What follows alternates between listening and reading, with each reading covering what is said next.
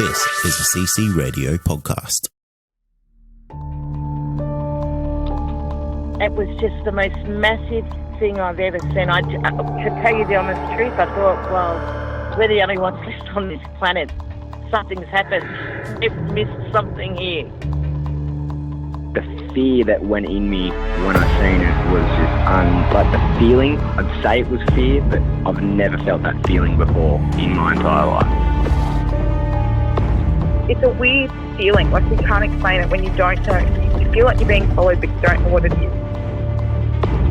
We had two to our right, another one in front of us, another one to the left, and another one just across the road, shaking the daylight out of the tree. All we get was a big red eye. I remember waking up and looking at the end of the bed, and there was a figure there, almost insect-like, and then I blacked out. Welcome to the show, everyone. You are listening to Believe, Paranormal and UFO Radio. My name is Cade Moyer, and thanks for tuning in. If you've had an encounter, get in touch with me. My email address is believe@ccradio.com.au, or you can message me on Facebook at facebook.com/Believe UFO Radio. If you enjoy this episode, there are a few things you can do to help the show. Firstly, you can go to iTunes and leave us a 5-star rating and review, or you can share the show around social media with your friends and family, and that will help us grow. Tonight I'm joined by Dean, and Dean had a UFO encounter that essentially changed his life and led him down a path of CE5, which is really exciting to me because I've never spoken to anyone about this. Dean, welcome to the show.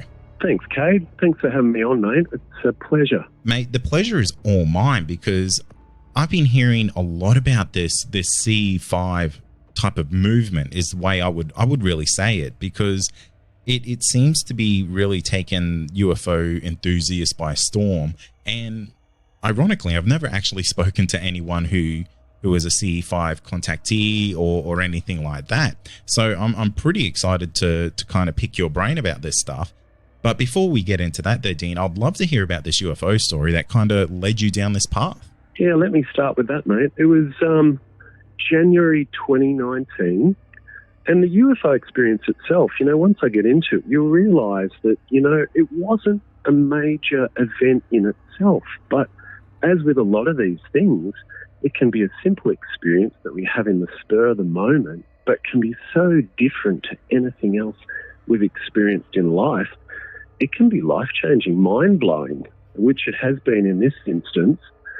So January 2019, coming out, taking the bin out one Tuesday night, 7:30, 8 o'clock at night, pop the bin on the gutter, look up in a clear sky, and there is what looks like a star in the sky, blending in with every other star, but particularly bright.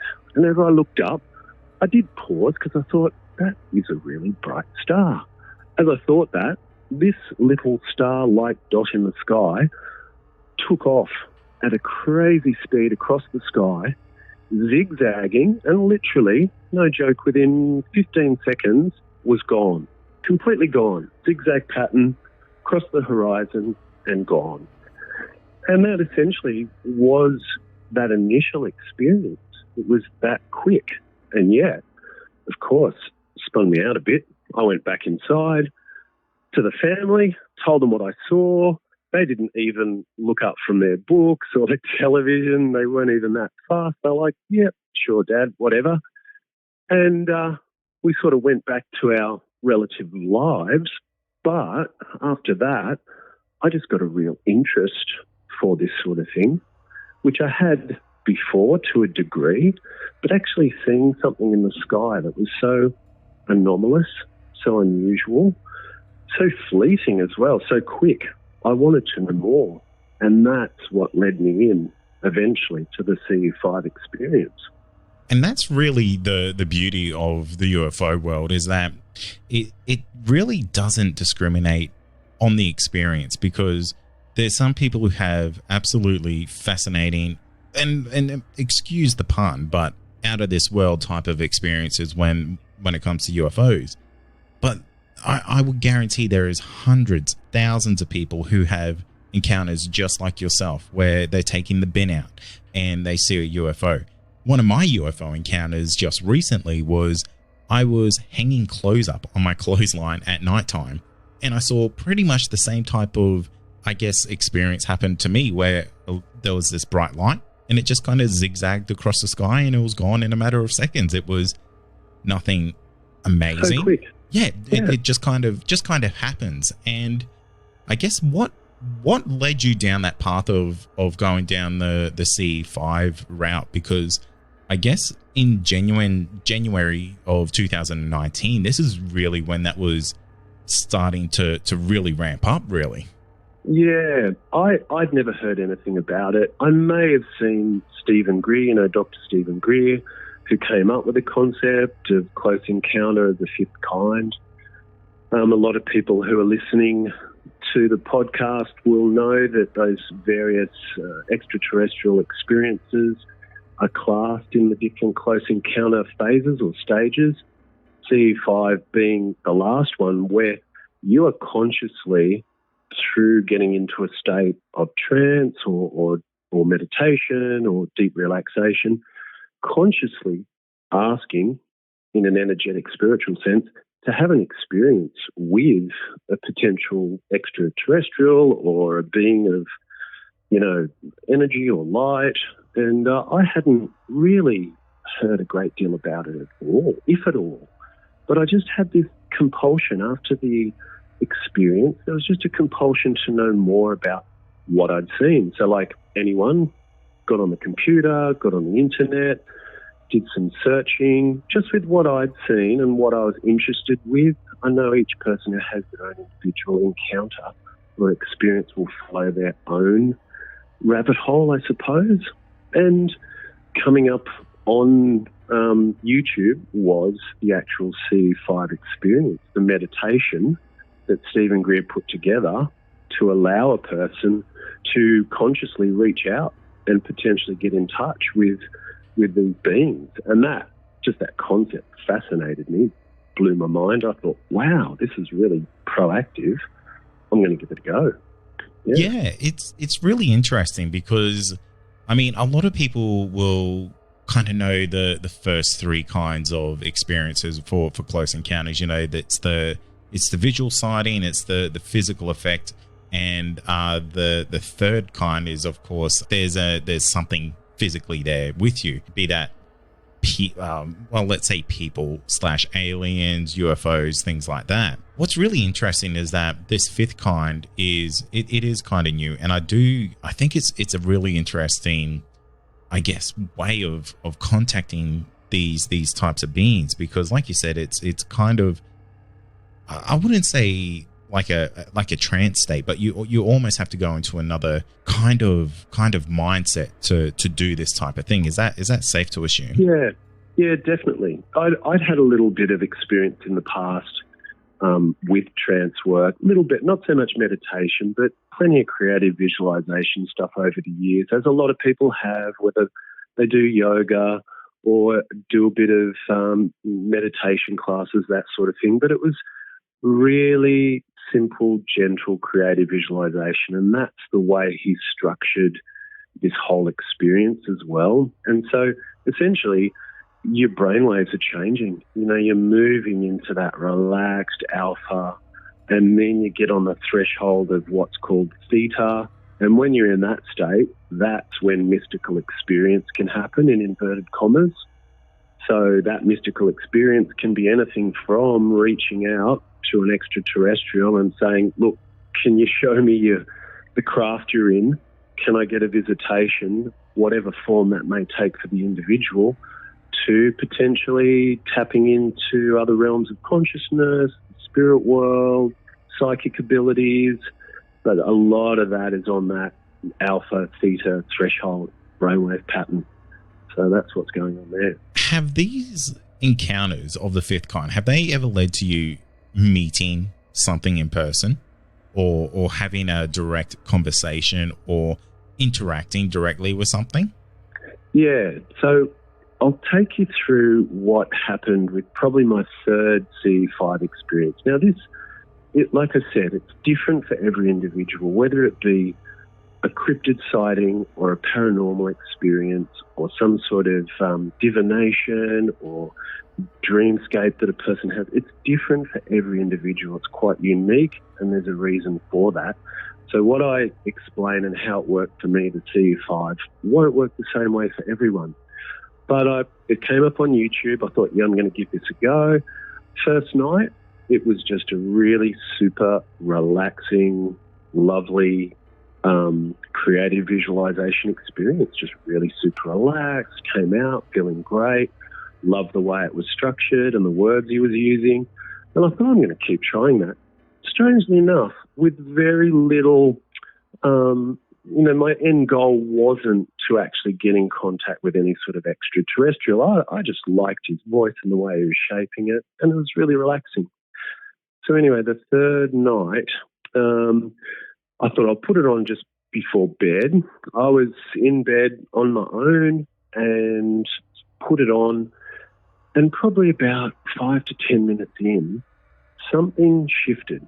It was a very different experience, and this will be tricky to explain. Some of the listeners will get this if they've had a similar sort of, I suppose, liminal experience where you go into this trance state, this deeply relaxed state, but something shifts in your consciousness and what's going on in the room. It's almost as if, how can I put it? My consciousness shifted, the room itself seemed to shift, and I felt that there were a couple of beings coming into the room. It wasn't a physical thing, but it wasn't just an imaginary thing either. There was another level of sensation going on. It was as real as it could be without physical beings there, if you know what I mean. So I get this sense of what you would classically term a grey alien coming into the room, and behind this being, there was a man in his probably 60s, grey hair, just lovely white flowing clothes, coming in after him. I had this sensation of the most profound joy, bliss, love, contentment that I've ever had in my life. It just flowed right through me from nowhere. In they come. Now, this has been played out in my mind's eye, but at the same time, a different level, like the most vivid dream, lucid dream you've ever had in your life. If anyone's ever had that, you just feel like you're there, or they're there rather. So anyway, they come into the room. The grey stands one side of me. He's a nicey too. I'm not getting any vibes of any sort of abduction or any negativity coming off this being, and certainly not the other one. And I'm laying on the bed, and all of a sudden they hold their hands out, and there is this bright orangey yellow light in their hands, and they lay it into my chest. And I'll tell you, mate, the experience was just not just mind-blowing, but consciousness-blowing. It felt amazing. And this light is within my chest. No words were spoken, just these feelings of joy and bliss and contentment. And they slowly just wander from the room, and a shift takes place. And sure, I'm still super relaxed and feeling great, but it's like the amplification was just turned down to normal. And I came out of the trance experience, still felt this light within my body, but once again, the amplitude turned down, and just sort of shaking my head like, what just went on there? And that was so strange, so unusual, not like anything I'd ever experienced before. A reality to it, and yet not a physical reality, if you know what I mean. It really sounds almost like an astral realm experience. Yeah. I've read a bit about that, and yeah, it's definitely on another plane of existence, of expression, for sure. Something was going on. I dropped into that. They were able to be perceived on that astral plane, and we met.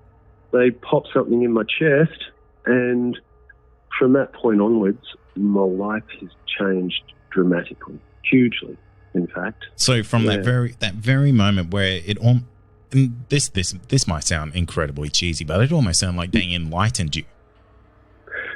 It's not. I'd never thought of that, but it did feel like that. And later on, and we'll get into this, but I have had a chat to them, and I'll talk to you about how that has happened. But they also said to me, listen, the fact that we popped it into your chest, it wasn't the case. We were actually just opening up something that was already within you. They were just the catalyst for a light within us all that we all have the ability at some point to open up. So, yeah, you're quite right. That enlightening was most certainly the case. The next day I woke up feeling amazing, still obviously had a life to live and a job to go to and responsibility, so went on with that, but still just had this sense of what went on last night. It was incredible, and I'm not entirely sure how to process it or assimilate it. So I did also see that what was placed in my chest, not just a light, but it had a definite shape to it, a shape that I kind of recognised, but I didn't know where from. So I started to do a little bit of research on the internet, because the shape itself was like a trapezoid, like a triangle type shape, and then another inverted triangle type shape. Kind of like an hourglass type of thing? More like, they're actually called, I looked it up, a Merkaba. A Merkaba is the shape itself. So think of a three-sided pyramid with another three-sided pyramid slotted inside it, but inverted. Right, okay. Yeah, like if you had a three-dimensional, say, Star of David or something, it's that sort of a shape. Yeah. So, and I mean, there's a whole, in inverted commas, mythology and understanding around the Merkaba as well that could certainly take up a chat together. So anyway, that was really interesting, that it had that shape to it. I possibly had seen it before in my lifetime but couldn't remember it, and it's got connotations with spirituality and opening things up within a person and all that sort of stuff. So that was amazing. And then the next day I'm thinking, okay, well, what do I do with this experience? It was pretty amazing. I'd like to do it again, but what do I do? So I kept doing the CE5 really just as a creative visualization. Wasn't really reaching out again. Didn't have an experience like that. But about a week later, I did get quite clearly, I suppose I could call it a voice in my head, not actually speaking, but really quite clear, saying that I should look into an experience called channeling. And I'd heard about it a little bit in my travels over the years, but didn't know a great deal about it. So I started to do a bit of research into channeling and what it was, what it had been over the centuries, and what people were doing with it now. And to tell you the truth, when I first read about it, I thought, this is pretty kooky shit, actually. This is a bit weird. But it was, the voice that came through was as clear as the experience I'd had a week before. I thought, I'm going to look into it, which I did. And sort of having a bit of experience in the past with my own, trance work and a bit of yoga stuff and guided visualizations, I also knew how to take myself into that space safely and with a level of protection. So I thought, I'm going to try this. I'm going to give this a go. It was a compulsion. It was really, really strong. And one night, a week or so afterwards, I had a bit of time to myself and went into, a quiet place, sat down, did the necessary preparation and protection, went into my sort of trance state, and just called on a being of light, if you will, because I didn't really know what else to call on. I kept it pretty generic, to blend, I suppose, with my energetic field and see, one, if that was even possible, and two, just to test out what had come to me in that trance state. And sure enough, I went quite deeply into that trance And before I knew it, I felt this very, very different sensation. It wasn't imagined. It's hard to describe, but also a physical sensation of that bliss or joy or a deep contentment come over me. And essentially I could feel that there was another individuated consciousness sharing my energetic field. You mean another person doing a CE5 experience? No, I mean a being of light that existed on another plane or dimension of reality. Yeah. So we're talking about, other beings of light in a greater reality. So what I've discovered over time, and I'm moving forward a bit and we can obviously go back, but just to explain, if I can, that the being, there is a greater reality all around us. And within this greater reality, there are individuals, beings of light and energy that exist, and they are on a wavelength or that spectrum of frequency, and we can't necessarily perceive them with our 5 standard day-to-day senses, but with a bit of refinement and the right intention, we can communicate with them. And I know, mate, it sounds kooky and it sounds strange. Some people listening will straight away go, for sure, I'm into that, understand that stuff. There'll be some people who go, that's just a bit weird, which I thought in the beginning as well. But over the last couple of years, I've just had too many experiences to discount it now. Yeah. Before we started this, we were chatting, and you genuinely said to me, you said, look, I was just a normal bloke before this all really happened, and you've gone down this path.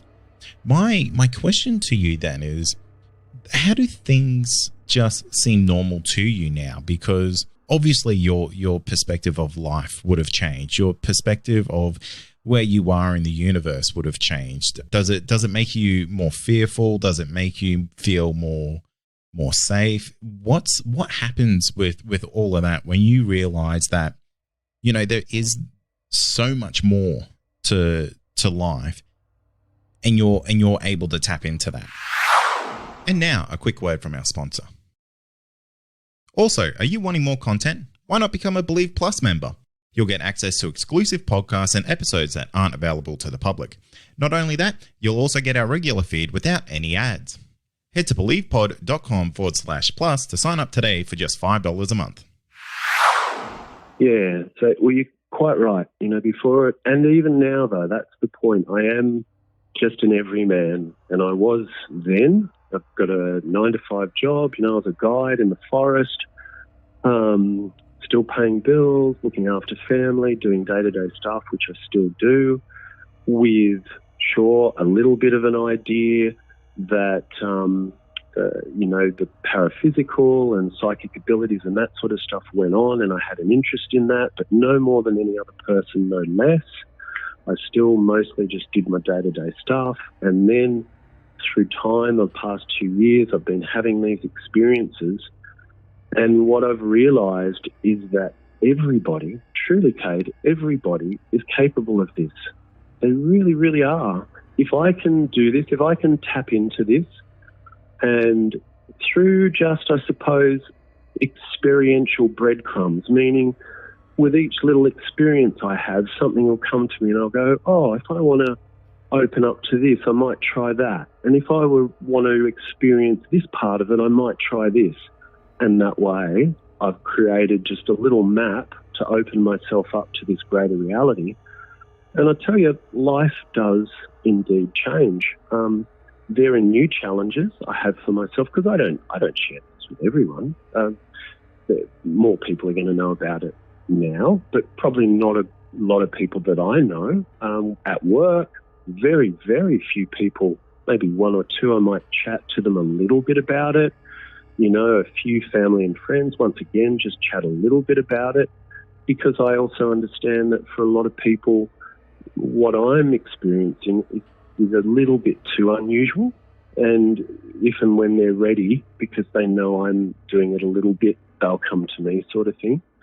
But there's challenges in other ways, because sometimes I do feel like, running away from the world and go and climb, into a cave at the top of a mountain somewhere or a monastery or something, because there is such peace and tranquility and contentment within those spaces that I can sit down and go into, because it's not just channeling individual beings of light.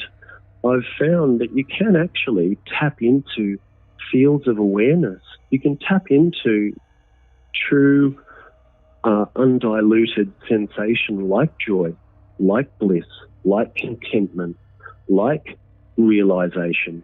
You can tap into them, and everyone can do it. We're actually, I feel, truly designed as beings to eventually work out that we can do this and be able to do it. I think we've forgotten how to do it. We used to be able to, we've forgotten, and a lot of people are remembering again. That's why.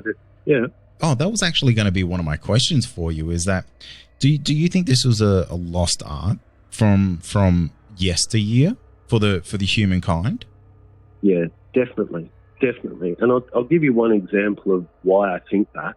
Just the technology we're talking on at the moment, and I know other people have said this, but I truly think the technology we have, the fact that we can send sound and image and information around the planet on wavelengths is an expression and a type of remembering of what we used to be able to do as humans, because we're getting back to that. We are remembering, we're opening up to it again. More and more people are having anomalous paraphysical psychic experiences, but the technology we have, of course, is just jumping in leaps and bounds. But it's something that's external to us. But it's also a type of remembering of what we used to be able to do naturally.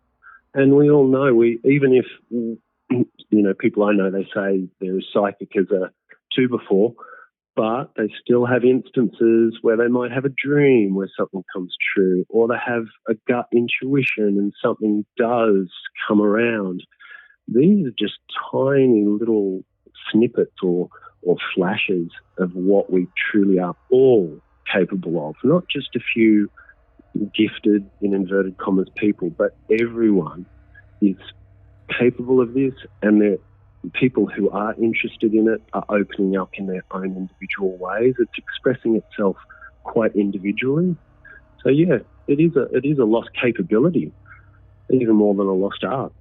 Yeah, it definitely seems to, and it's really weird because I know a couple of people who have done this type of thing, and they weren't the people that I expected to do this. And it's genuinely fascinating to me that it doesn't really discriminate who can tap into this thing. It seems to almost be a willingness to accept it, and that's what makes me think that if this was a skill that we had in previous lives or something like that we've just forgotten how to do this over the years. Yeah, there's been a forgetting for whatever reason. I don't know what was going on socially all those generations ago, but I think some cultures have entrained it out of people as well.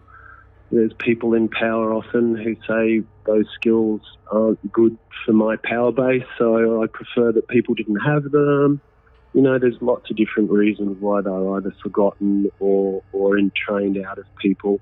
But now we're getting into a new phase of life and culture and the world where individuals do have their own sense of self-sovereignty and their own sense of self-awareness. And if they have an interest in it, as you know and I know, even 20 years ago, the podcast you have, it would have been a real fringe dweller. But now we're spoiled for choice because people are saying, hey, interested in it, it's cool stuff, I want to listen to it, and I want to actually learn more about it as well. And I don't care who knows, because actually I'm considered kind of cool if I do know a bit about it these days.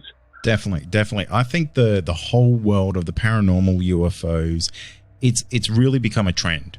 And I think it's a really trendy thing to be in these days, which I think gives a lot of people like yourself like a lot of credence to continue doing what you're doing and be proud and be confident and be, I guess, forthcoming with all of that, because it's always a good outcome, in my opinion, when people can feel free to talk about that type of stuff.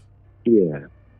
And that's the experiences that a lot of people are having. And this is one of those gateways, I suppose, or keys. A lot of the experiences people are having, they feel that it's separate to them.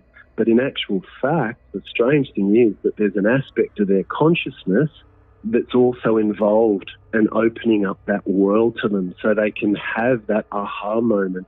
As humans, we love that eureka moment where we do remember something that's quite deep within us, quite primal and quite, instinctual and spiritual, and we get tingles all over when it happens because it's tapping into something that is so old and so intrinsic to who we are that a lot of these experiences people are having, they're actually more connected to it than they know.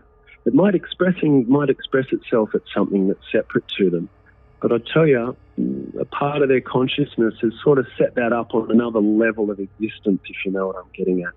I completely do, because I do believe the subconscious of every person is incredibly powerful. And I think it's one of those things that, like you said, you'll have this aha moment and everything will just click for an individual, because these types of experiences, these types of things, they're so individual. To have a shared experience with someone else in something so similar would be one of the rarest things in the world. And to explain that could be impossible. Yeah, it really is. And that's why what you're doing is so fantastic and magnificent, because it gives people a forum to share it and feel good about the sharing and to feel that sensation, because while they're telling the story, that aha moment coming up again for them, it's stirring up that excitement and that joy and that just that magnificent expression of, I know there's more to who I am and there's a bigger reality around me all the time. And this is part of it. There's still mystery, there's still the mystical, there's still the unexplained, there's still things to be discovered. And especially in a world where so many people feel that all the type of exploring that can be done has been done, no.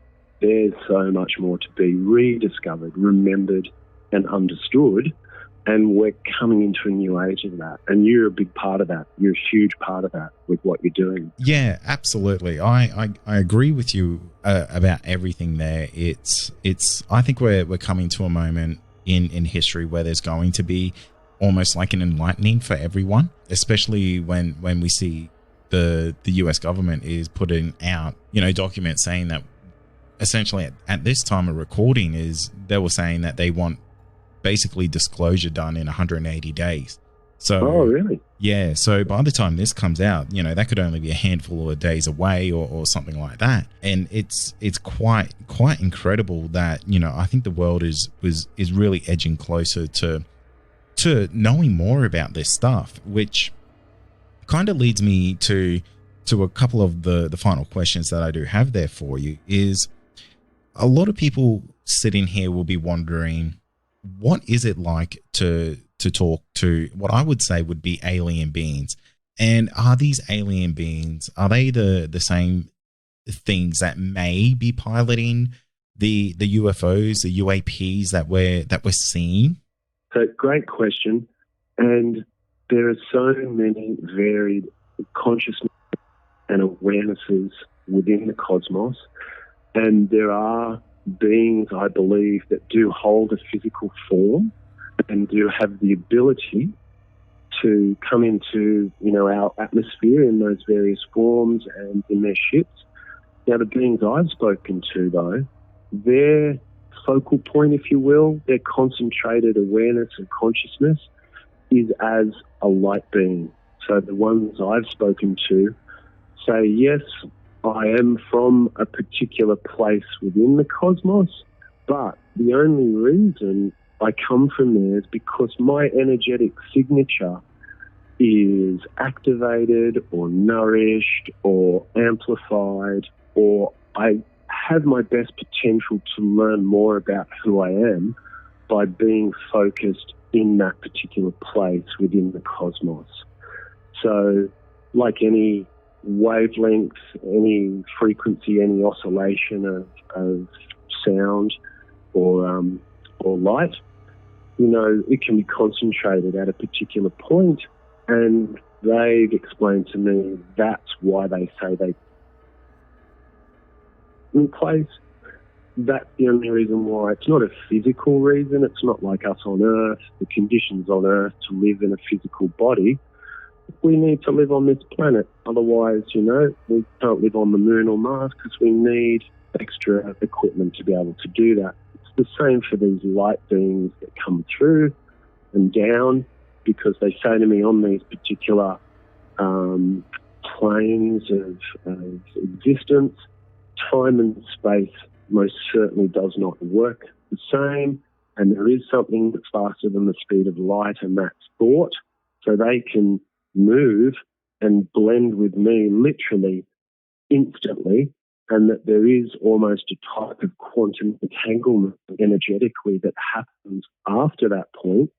So if I have blended energetically with one of these, and we can still call them ETs because they're not beings from Earth, it's easier for me to create a connection after that because there has been an energetic entanglement, almost, you know, it's a type of relationship or transaction, and because we've created that connection, it's easier to recreate it.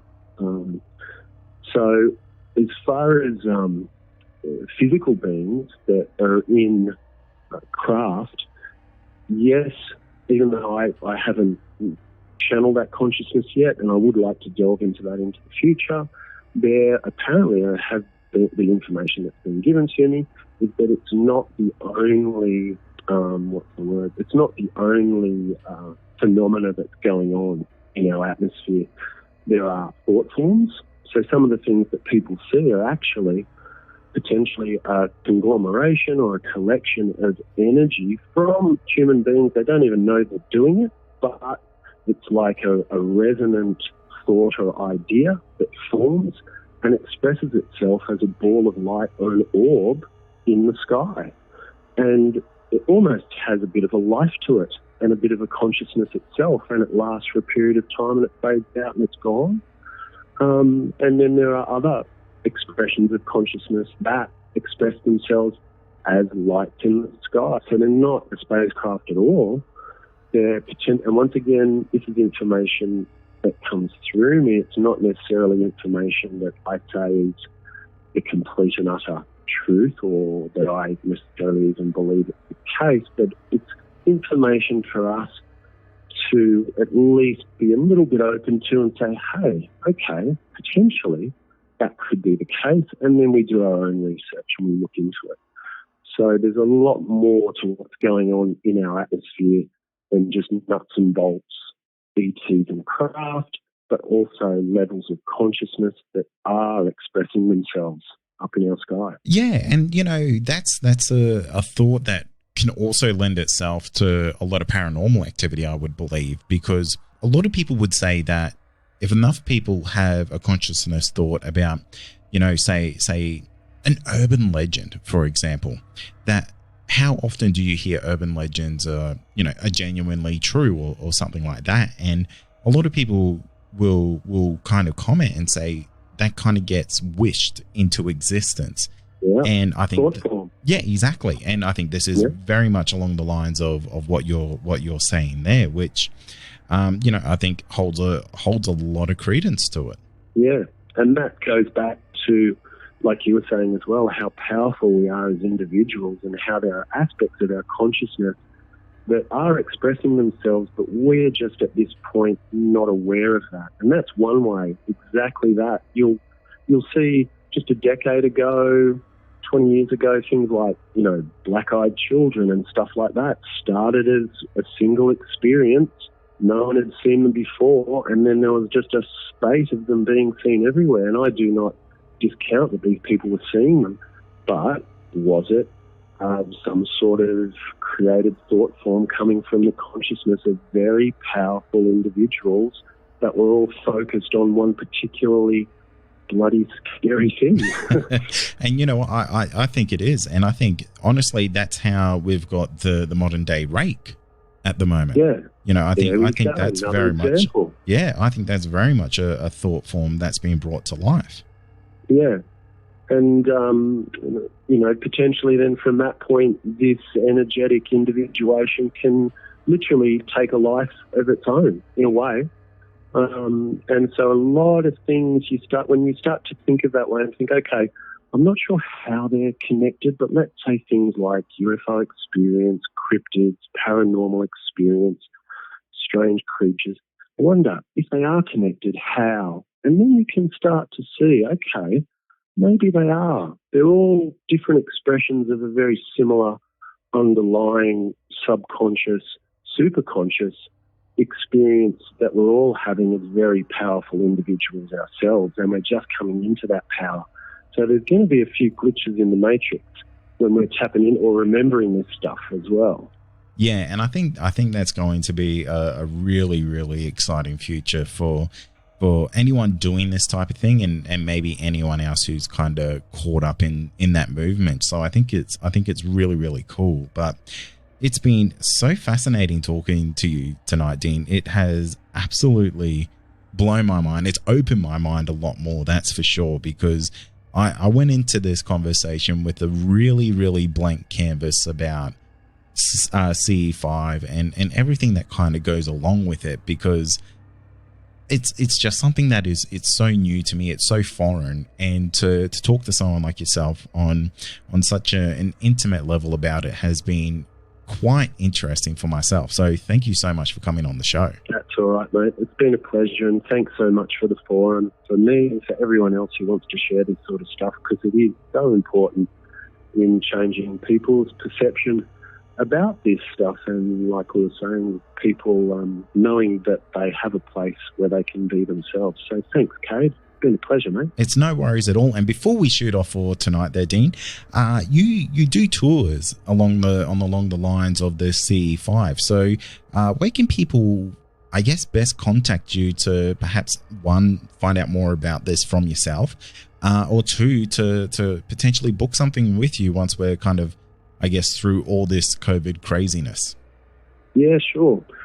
So I've got a website, becominglucent.com, and people can get in touch with me either to just chat about this sort of stuff if they're having experiences that they don't understand, and potentially I might be able to give them some insight. I also offer complimentary sessions, channeling sessions at the moment. So if they want to get on my website, becominglucent.com, and they can get in touch with me through that, and we can go from there.